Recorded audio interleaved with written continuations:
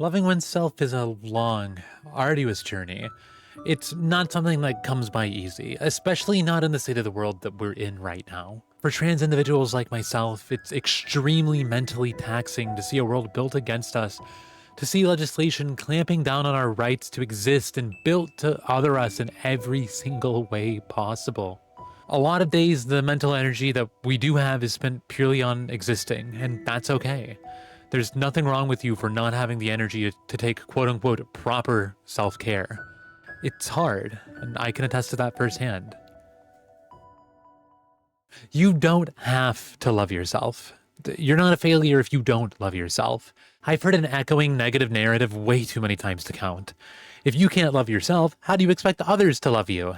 This statement isn't only completely unuseful to someone going through mental hardship and turmoil, but it's actively harmful and displays a false reality. It attempts to portray reality as a world where if we're not perfect 100% of the time, we deserve none of the good things that come our way. I had a further discussion last video about how this really just sums up to capitalism trying to push us down. And again, actions such as taking care of yourself is inherently anti-capitalist action, a very good thing. We deserve to lean on others, and more importantly, we deserve to have friends and loved ones that are there for 100% of us, that are there for who we truly are, not for some masquerading attempt to only show the quote-unquote good parts of ourselves. Simply put, you deserve love even if you can't love yourself. That's not to say that you'll never love yourself, though. You will. Whether you're at your bottom right now or so close to reaching that peak, the time will come where you look at yourself, your actions, the impact that you've made, and you'll be proud. You'll be happy.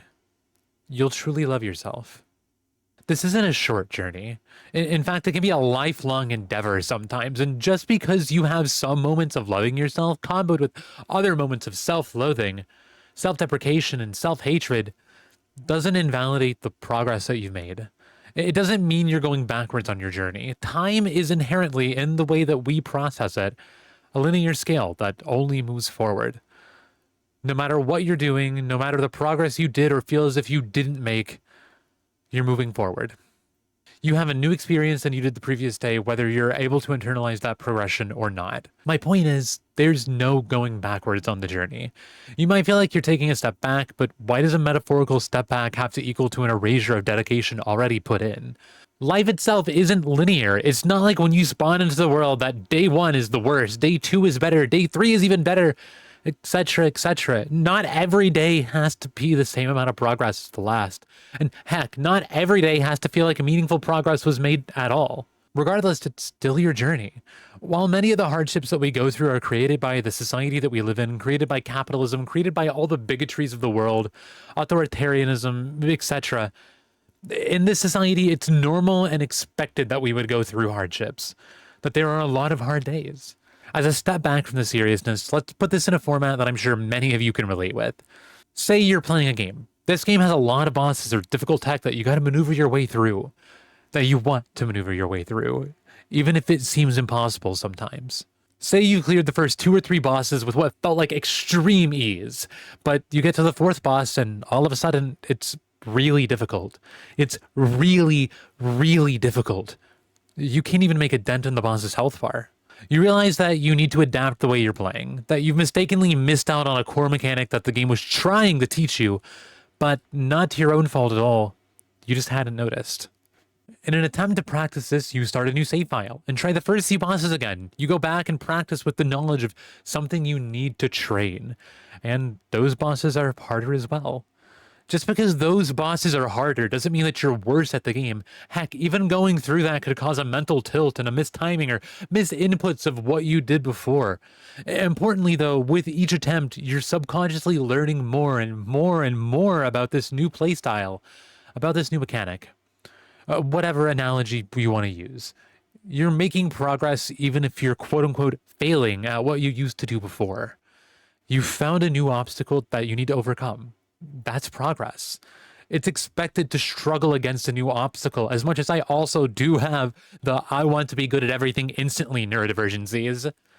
That's not realistic, nor is it feasible. You'll train this new way of thinking, new way of processing, and you'll come out stronger and with a newfound understanding of what you need for your own care. This isn't about video games. This is to show that you've probably already acted in a scenario that's similar to how caring for yourself will be. Let's take another quick instance. If you haven't played games, maybe you're an artist. Not that you can't do both, I do both all the time. But it's really easy to look at one's past works where you were seemingly making work that was more to your standard than you can now. This is something that a lot of artists go through. Living up to past expectations is never, never easy. And while I can't give the proper advice for every artist scenario, just think for a moment. Are you taking into account all of the works that you made that didn't get saved, that you're not able to view anymore? Or are you comparing the peaks of the past to the averages of today? You're not taking into account any fundamentals that you've learned, the extra focus on a variety of sets of knowledge and more styles rather than just focusing on the same thing over and over as you might have before. There's so many variables to take into account, so many different reasons you could view yourself as making backwards progress. But you're not, I promise. This still isn't about making art. It's about caring for yourself. It's about showing that there are many ways to interpret your hardship, to interpret your long journey of self-love and self-care, and that you're not broken for feeling like you were able to handle things better yesterday, last year, last decade than you can now. As life goes on, it's only natural for you to encounter more and more instances of grief that get you down. It's okay if they weigh harder on you than they used to. Some hardships are harder than others. The stuff we go through now as adults is a lot of times a lot more impactful on our mental health than the stresses that we went through as a child. You're doing great. You're making it through life, and even if that's all you can do, that's enough. And you should be proud of yourself for that. If you can't yet find it within yourself, within your heart, to love yourself, that's okay. You're not broken. You're going through a normal experience. Just know that I'll always have love for you and will be awaiting the time that you can truly love yourself. You're doing the absolute best you can, and I'm proud of you for that. I myself have not completed the complete journey of self-love. And I can say so many words and know that they can only go so far. I can know everything that I've said is true, but fail to properly internalize it in a meaningful manner. But despite this, despite struggles that we go through, the harshness that our minds torment us to, and the self-loathing that we may experience, we're worthy of care. And we're worthy of love. And we always will be. To roughly paraphrase a quote that I've heard many times in the past, if you're trans, you have to live. I don't care if all you can do is exist in the bed for the day. If all you can do is the antithesis to what you determine is productive for yourself. You have to live. You have to see another day. And for every day that you do, I'm proud of you.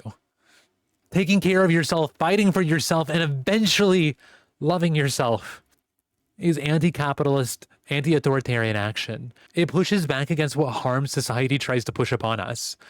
It shows that we should be and are still here fighting for not only ourselves, but the continued existence of all marginalized groups. Existence is resistance, and sometimes that's enough.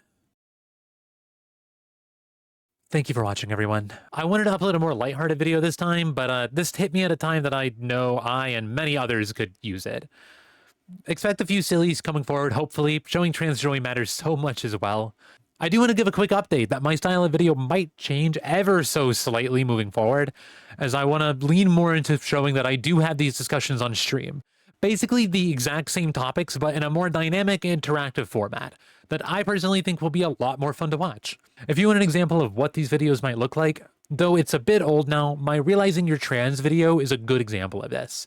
And if you want to participate and have a chance to be in these videos live, if you're 16 plus, these will be hopefully organized more live on my Twitch every single week. Anyways, as always, I want to thank my Yippee tier YouTube members and tier 2 and 3 Twitch subs for making these videos possible. Haymarket Riot, Prisma Mirage, Lily, River Champion, Evie the Evie, Natalie Wise 23, Calvari, Zohar Contact, Yo Baron, I Can Dig It, Scaro DJ, W Tuk Tuk 456, Sacksmith, Alcade 2, Wild Pikachu level 666, EP Hannah, Lyrie 4, Yami Nito. Thank you all so much for being here. I truly hope you enjoyed. Big things coming soon that I'm very excited to share. But until then, if you haven't heard it today, I'm proud of you. You're worthy of love.